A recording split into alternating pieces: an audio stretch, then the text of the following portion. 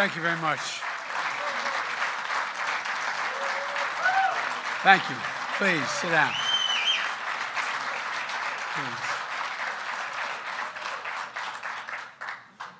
I've been to enough Senate caucuses and Democratic retreats to know that when the last speaker is up, we want to get the hell out of here, no matter who it is. But thank you.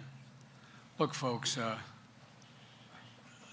let me begin by saying that when I ran, and a lot of you helped me, a lot of good people ran, I made it clear I was running for 3 reasons, because I had no intention of running for office again.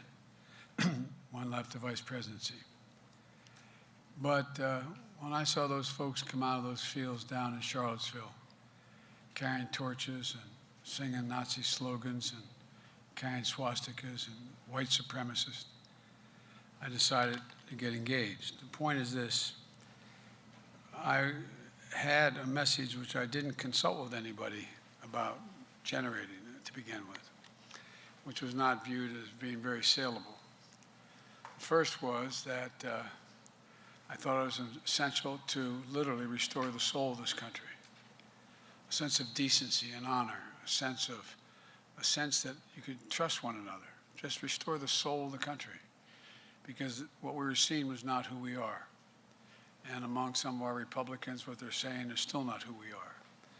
The second thing I wanted to do, that's been the essence of my whole career from the time I ran 20 miles from here, a 29-year-old kid for the Senate, was that I wanted to rebuild the backbone of the country.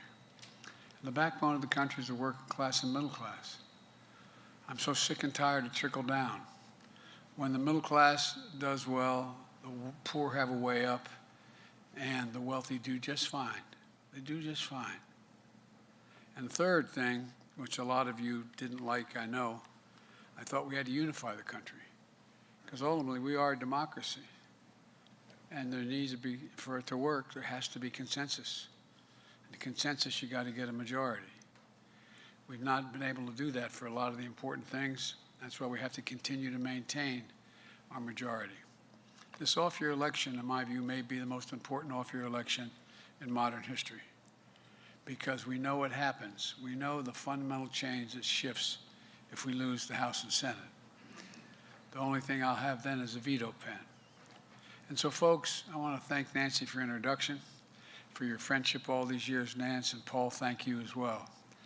And I want to thank the extraordinary job you've done delivering the omnibus, just like you delivered so many critical pieces of legislation last year. And Hakeem and Steny and Jim and Emmanuel Cleaver and Pete, Congresswoman Catherine Clark, and all of you out there. Let me first say that I want to thank you. Thank you for the support you provided Ukraine. I was on the phone today for a better part of an hour with Zelensky, who I speak to almost daily. The people of Ukraine have demonstrated a remarkable source of bravery and courage, but the security assistance that you provided has been absolutely critical in their defense. Second, I want to thank you for showing a unified front to the world. When Putin unleashed his assault, he thought he could divide NATO. He thought he could literally divide this country, the West, the United States, in terms of the parties. I know a former ambassador knows that out there. He thought he could divide Democrats and Republicans at home. But he failed. He failed. For months, the United States has worked tirelessly to keep our allies and partners together. As our former ambassador you see on television a lot, thank God, will tell you, I've spent literally hours and hours and hours and hours keeping the alliance together, the EU, NATO, and all of our allies, including our Asian allies. As a result, we've been able to ramp up our economic pressure on Putin and further isolate Russia on the global stage. This morning, along with the G7 nations in Germany, Canada, France, Italy, Japan, and the United Kingdom, we moved, which I know you wanted to do initially. And Nancy, I drove her crazy on most favored nation status, as we call it in the United States, permanent normal trade relations, and eliminate them. But folks,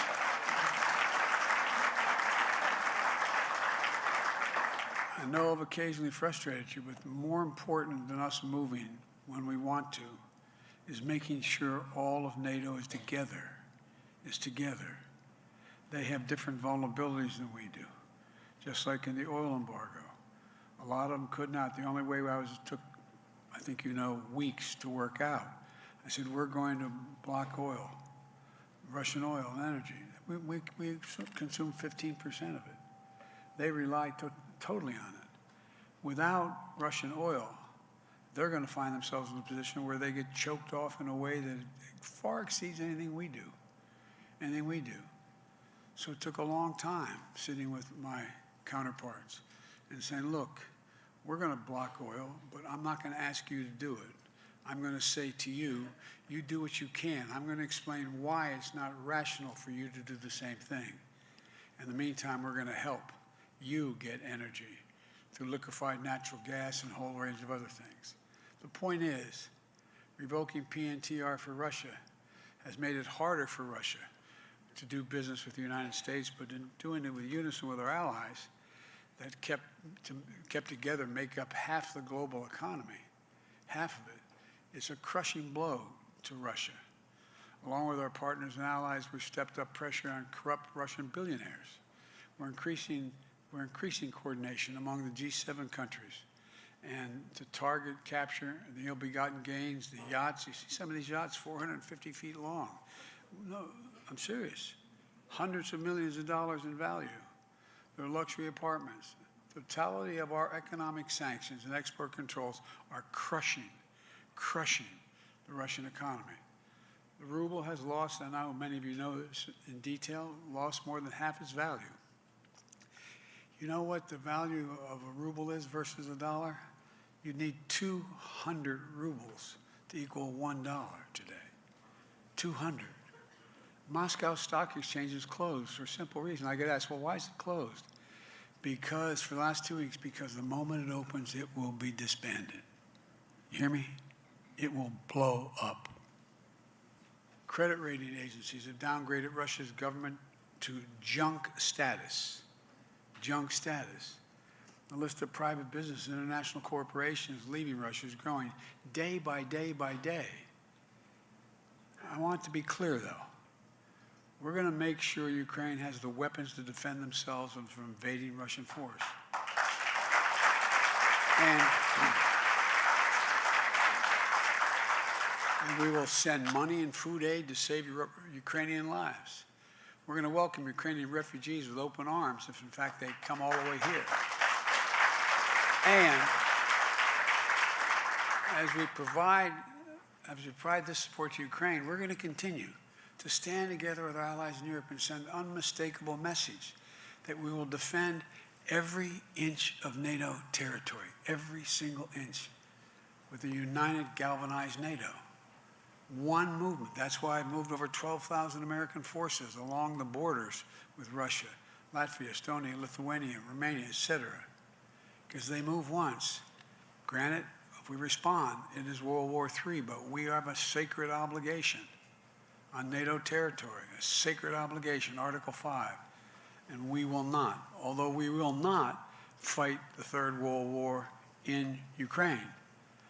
Putin's war against Ukraine will never be a victory. Democrats are rising to meet the moment, rallying the world on the side of peace and security. We're showing the strength and we'll never falter. But look, the idea that we're going to send in offensive equipment and have planes and tanks and trains going in with American pilots and American crews, just understand, and don't kid yourself, no matter what you all say, that's called World War III, okay? Let's get it straight here, guys. That old expression, don't kid a kidder. Now, I'd like to speak to our broader purpose here today, to remind everybody where we were a year ago, where we've gotten since, the direction we're headed in, and all of you know that today is the anniversary, as Nancy said, since we passed the American Rescue Plan. Within the first month of an office, thank God you did it.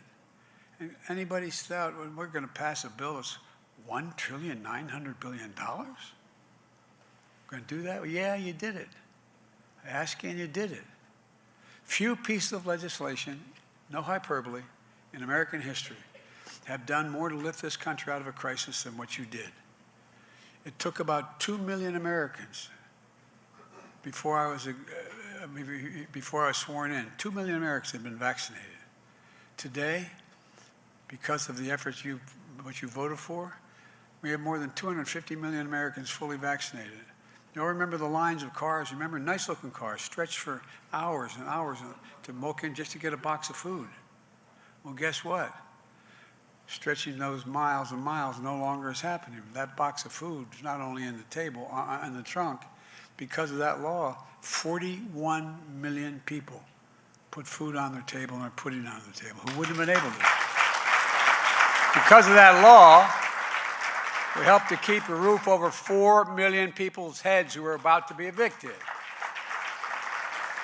And we gave families what my dad used to call just a little bit of breathing room.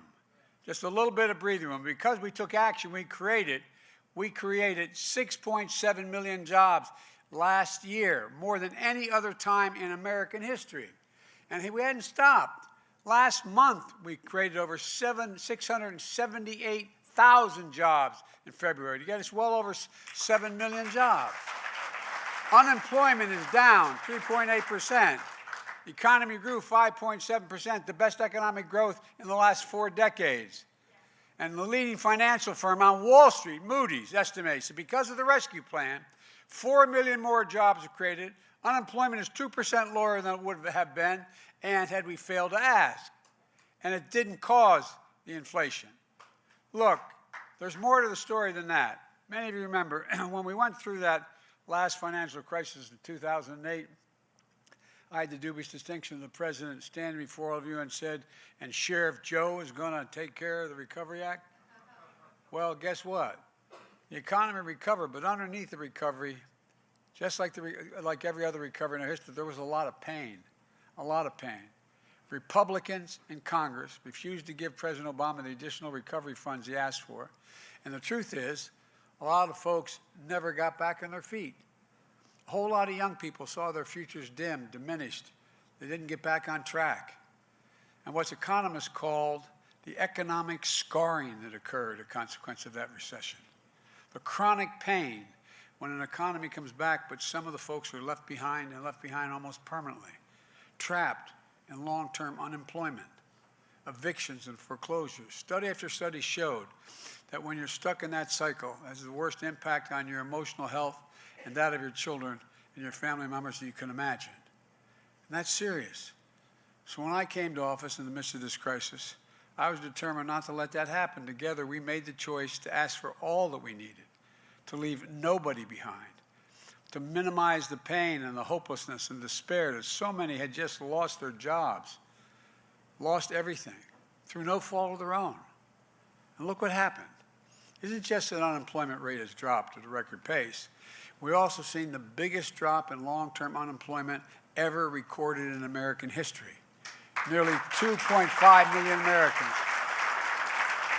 have got to break out of that cycle of long-term unemployment. We've seen the most significant drop in Black and Hispanic unemployment ever recorded. Black employment fell by more than 30%. Hispanic unemployment fell by 9% to 4.4%. We've seen the lowest child poverty rate ever recorded, 40% decline in child poverty. The lowest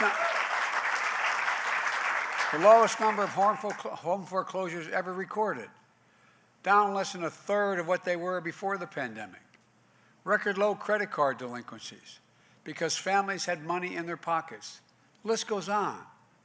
We've got a long way to go, though. I'm not saying we're over, we're just getting going. And a lot of work to do, but never forget what we've accomplished together so far. And by the way, the American people just trying to stay above water don't understand this. You tell them what the American Recovery Act was, they look at you like, what are you talking about? Understandably. They're like my family. Mom, dad, 4 kids, grandpa living in the house in a 3-bedroom suite-level home. Just every single day figuring out how you put enough food on the table, even when things are okay. Well, and on this one anniversary, the American Rescue Plan, let's be clear. We did it alone, without one single solitary Republican vote. America comes flat on its back. It was the Democrats, it was you that brought us back. And you didn't stop there. You invested in America. In fact, you passed the biggest investment of rebuilding the nation in history.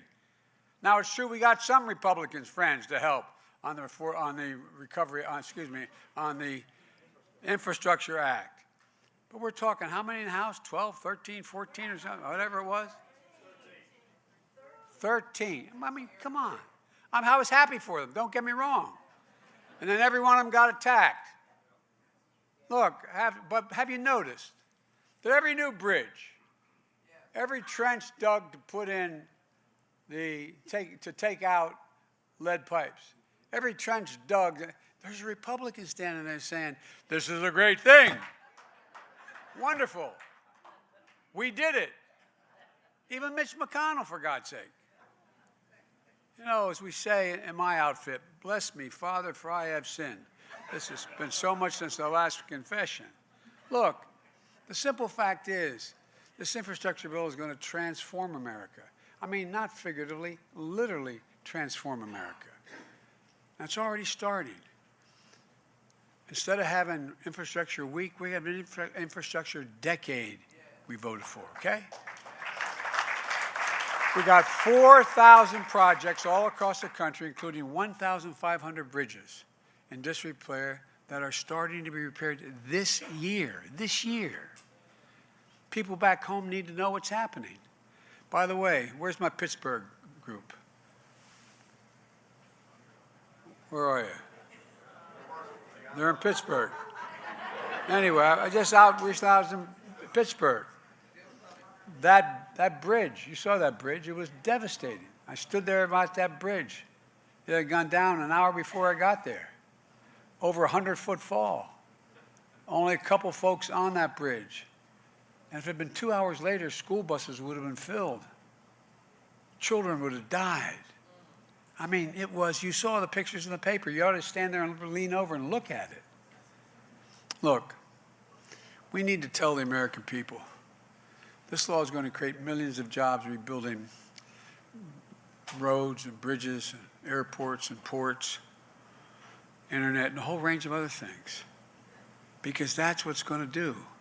And that's why I'm not going to get into it right now, but that's why we have to make sure we have our education system up and running so we can produce the kind of workers we need, et cetera. But it's going to start to get rid of the poisonous lead pipes as well, so our kids and families can drink clean water. There's 10 million homes with lead pipes in America. And some of you on the Health Committee know the incredible studies done on the impact of lead on the brain of children and children's development. 400,000 schools. We're going to invest $65 billion to deliver affordable high-speed internet everywhere in America, urban, suburban, tribal, city. And by the way,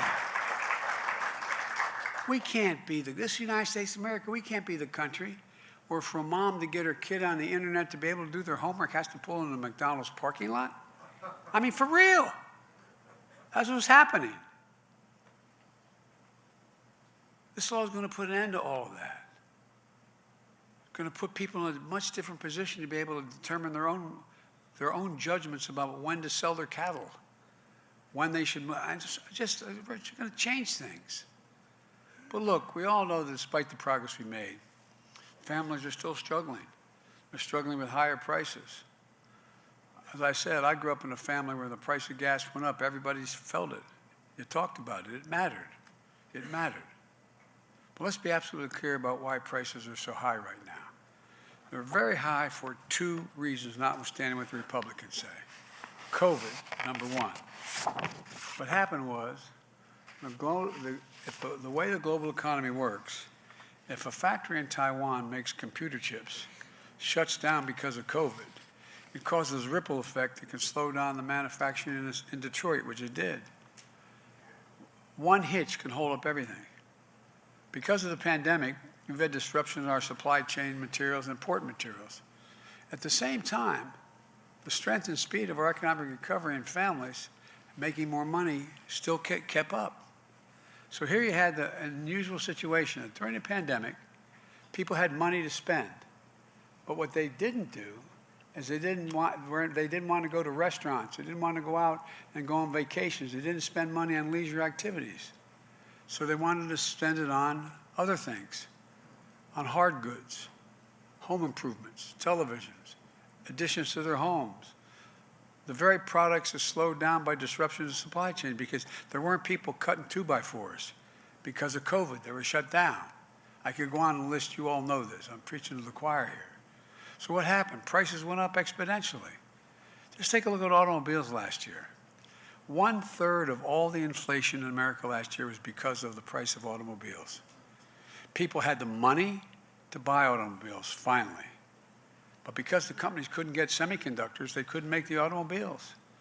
As a result, the price of automobiles skyrocketed. And used cars, the reason used cars went up because when the COVID hit and the leisure industry shut down, the rental cars sold all their stock. And so people were in real trouble. The second big reason for inflation is Vladimir Putin. From the moment he put his over 150,000 troops on the Ukrainian border, the price of gasoline in January went up 75 cents. And Putin began amassing troops along the border, and guess what? The world took notice. And those of you who work in the business know that the market anticipated. Prices went up more. And then Putin invaded. Make no mistake, inflation is largely the fault of Putin. I love, the Republicans saying it's Biden's gas pipeline. Biden said he's going to stop the Keystone pipeline, and I did. And that's the reason prices went up. Folks, let's get something straight here. The Keystone pipeline was 2 years away and had been 2% finished. Give me a break. Give me a break. Headline fact checker in the New York Times. Republicans wrongly blame Biden for rising gas prices. And it goes on to explain why gas prices are so high. Washington Post op-ed by Dana Milbank. Opinion, Biden heeded Republicans' plea to ban Russian oil. They pounced. And it goes on to talk about why it's gone. Don't let anybody tell you anything you did supporting the idea that we block Russian oil coming into the country, which is going, and I said at the time, prices are going to go up for gasoline. It wasn't anything we did. And by the way, you're in a situation right now where if you take a look, the idea, can we pump more oil? There are now, there are 172 gas and oil rigs running. Now there are 519 in operation before this all began. But guess what? They have over 7,000 permits to dig oil if they want. Why aren't they out pumping oil? Why aren't they out pumping oil? Because they've said, and they're very clear, Wall Street bankers have made it very clear. Not a joke, check it out. And I recommend these two articles to you, just as a little bit of a primer. You probably already know it. What's happened? Well, the oil companies and executives, they don't want to pump more oil, although they have every capacity to do so. Nothing is slowing them up from doing it if they want to. Why? Rather than spend the profits in the increased price of gasoline, they would rather take those profits and buy back stock, buy back their own stock, rather than take that money and invest it in pumping new oil. Not a joke. Not a joke. So don't tell me gas prices rose because I've slowed down the American energy production. In my first year in office, American production grew by 9.7 million barrels a day to 11.6 million, while we still made a major, major effort to deal with global warming and changing the way in which we shift to renewable energy. And don't tell me gas prices rose because of the American Rescue Plan. The San Francisco Reserve, Federal Reserve, analyzed this, and other outfits confirm. The rescue plan contributed to 0.3% of inflation. 0.3 inflation. They're the facts. Democrats didn't cause this problem. Vladimir Putin did. And we are working on to fix it, because of the work we did, this country is vaccinated and started building the economy, the bottom up and the middle out. Something incredible is happening. We're seeing a manufacturing revival I don't think even those of you from the Midwest thought would occur. The pride that comes from stamping products made in America. Intel came to see me, the CEO. He said he wants to invest $20 billion to build factories in Eastern Ohio, manufacture computer chips. Semiconductors, the power of the world in everyday life, smartphones, Intel, technology that doesn't exist today. And they're prepared to increase their investment from $20 billion now to $100 billion now. As soon as you get final passage, the innovation bill headed to conference now. This bill will invest another $200 billion to make us competitive, including $52 billion in computer chips. We invented these damn things. We, the United States, everybody forget, we invented the computer chip and going to the moon. And we have been, every single solitary part of modernizing the technology and the computer chip has been American made. But we stopped making them in America. And now we're going to make them again. That's going to help bring down the price of automobiles, appliances, and so much more. It's not just Intel. Take a look what Ford and General Motors did. Ford committed $11 billion to build electric vehicles in America. It's the biggest investment ever. General Motors committed $7 billion to build electric vehicles. Remember when General Motors, Mary Barra, was suing California because it had a higher standard, mileage standard? I talked to her. I'm not saying she changed because of me. I talked to her. She came to call me and said she's going to drop her suit and that she's going to commit that 50% of all General Motors vehicles by the year 2030 are going to be electric vehicles. And everybody started following suit. Just a few years ago, companies might have built these factories elsewhere, but now they're building them in America. We're coming back. We're coming back stronger than ever before. And by the way, one of the things I've done, I didn't know, maybe you all knew it, I didn't know when I was in the Senate, I should have, that there's law in the books. It's called Build America. You're allowed to insist, I get to spend, as your president, allocate the spending of $600 billion. Everything from the decks of aircraft carriers to a whole range of fleet of automobiles, all the things we spend money on in the government. Well, the law says that the President of the United States can say all those products have to be made in America. Well, what happened initially, we just got really lax, Democrats and Republicans, I might add, and said, here's the deal. If it has 55% American-made product and 45% is from foreign sources, that's okay. Not my book. So I just signed an executive order saying it's got to be a minimum of 75% to start. It's going to go up. And I think it's the third executive order I signed that no department can give a waiver for a non-American made product in any American product we're buying without my permission, without coming to the White House to determine whether or not that's justified. And know what's happening now? A lot of minority businesses, small businesses, are getting in on the deal. It gets posted. There's an office in the White House that says, this is a product being built. We can't find contractors for this with an American product. Here's what we need. And guess what? It's increasing the number of small businesses. We also know there's no one way to increase the standard of living. Putin's gas tax has pushed prices up higher. We take American manufacturing to bring prices and cars down. But in the meantime, we can save people money in a big way by reducing the cost of childcare, of insulin, of caring for mom and dad, their energy bills. Because that's another way to fundamentally impact on inflation for a family. It gets down to what's the total amount of money you have to spend to meet your basic needs. So guess what? If you're instead of the 200,000 folks with kids with type 1 diabetes, if instead of spending an average of $647 a month for that insulin, as high as $1,000, you're only paying $35, you've saved a hell of a lot of money.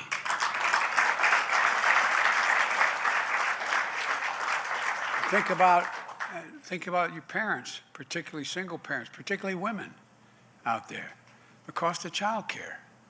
Look, when I got here, as Nancy and some of you know, I'd lost my family. It was an automobile accident. I got a call saying my wife was dead, my daughter was dead, and my 2 boys were very badly injured. And I hadn't been sworn in yet. And making an awful lot of help from a lot of senators saying, come and stay just 6 months, help us organize. Oh, was I stupid? 6 months. But they saved my sanity. And so I came. And everybody says, God, isn't that Joe Biden a wonderful guy? He commuted every single day, roughly 300 miles a day, 4 hours a day, just to be home with his kids. It's true, I did. It's true, I did over 2 million some miles on Amtrak. But here's the deal. I did it because I could not afford child care. I couldn't even begin to think of it. And I was making at that time as a United States Senator, I was making more money than I'd made before. I couldn't afford it. So I think anybody making $100,000 a year, single person, or 120 as a family, should have child care capped at 7% of their income, period. Period. We can do that. We'll cut the cost of child care in half, and a family's paying $14 grand a year in San Francisco, Philadelphia, all the big cities of the country, for just one child. And look, that extra $7,000 in their pocket will make a difference what they can do. There's so much we can do. Let me be clear, none of this is going to increase inflation. 17 Nobel laureates spontaneously, a month and a half ago, wrote to me. 17 Nobel laureates in economics wrote me a long paper saying this will help ease inflationary pressures over time, not increase it, ease. And we can do this without raising one single penny on taxes on anybody making less than 400 grand a year. Let me say that again, be crystal clear. No one making less than $400,000 a year will pay a single additional penny in tax for all these things that were in the Build Back Better plan. We have to do this. We have to do this. We have to ask it easy. Ask the biggest, those are the biggest corporations who pay very little to raise their hand. Everybody in here, raise your hand if you think the existing tax structure is remotely fair. I'm not being serious. I could do this at a Republican meeting privately, and they'd say that no one would raise their hand. But look, we have in 2020, 55 of the biggest corporations in America, the Fortune 500, paid zero in taxes, and they made $40 billion in profit. $40 billion. You know it, I know it, the American people know it. It just isn't right. Look, I'm a capitalist. This isn't about punishing anybody. I love Bernie, I really do, he's a great friend, but I'm not Bernie. If you can make $1 billion, make it, but for God's sake, pay your fair share, for damn it, right now. But why are teachers and firefighters paying a higher percentage of taxes than billionaires and big corporations, which is literally true, literally true. And we can fix this. We can raise the standard of living for hardworking people without raising taxes, without raising inflation, and without raising the deficit. And for all those folks out there who like to attack us let me remind them, last year, because of what you all did, we reduced the deficit by $360 billion. We, the Democrats, while the economy grew. We're on track right now.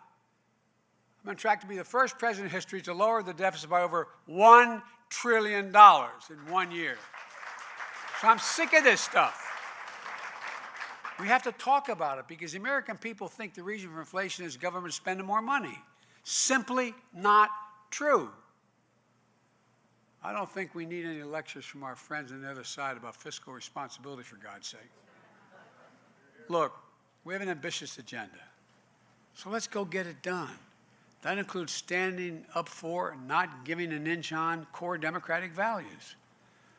We're going to continue to stand up to meet the great challenges of our time: voting rights, climate change, gun violence, criminal justice, immigration, and so much more.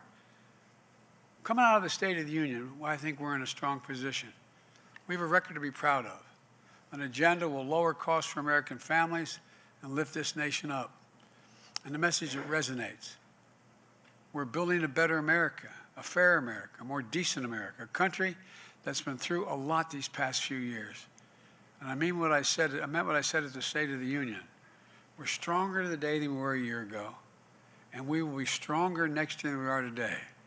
I've long said, and I mean this sincerely, I've spent a lot of time with Xi Jinping, over 36 hours of private meetings with him. He asked me, we were in the Tibetan Plateau, and he asked me if I could define America for him. Just me, a simultaneous interpreter, him and an interpreter. And by the way, I turned all my notes over. Okay? But seriously, he said, can you define America for me? He's a tough guy. I said, I can. I said, in one word. And he looked at me. I said, possibilities. We're the only nation in the world. It's the reason why we're looked at as sometimes being arrogant. We think anything is possible. Anything is possible if we act together. Look, we've taken every crisis we ever faced and turned it into an opportunity. Think of one that hadn't had that way. Whatever the crisis was, we've come out of it better than we went in before it occurred, every single time. But we got to stick together. We got to stick together. We can do this again. We can do it. Look, I'm going to get going. I shouldn't. I'll stop here. I know you all have questions. Anyway, thank you, and I'll be back here for questions. Thank you.